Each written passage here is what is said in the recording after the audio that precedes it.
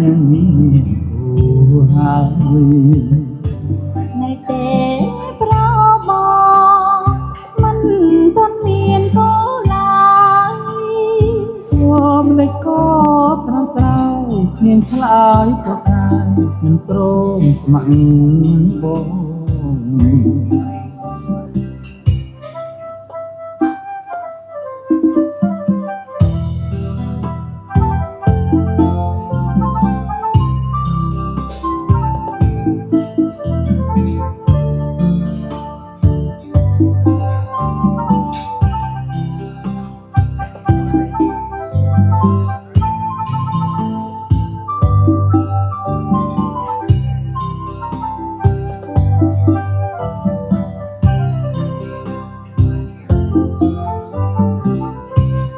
សូមស្រគំគិត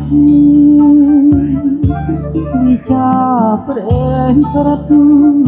នាំឲ្យរំខានបើអូនស្ម័គ្របងពិតជាសុខសាស្នេហ៍យើងបានជួបឋានសុខ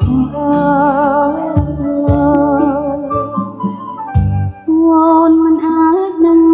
សម្រេចវាសនាយកបងជាគូ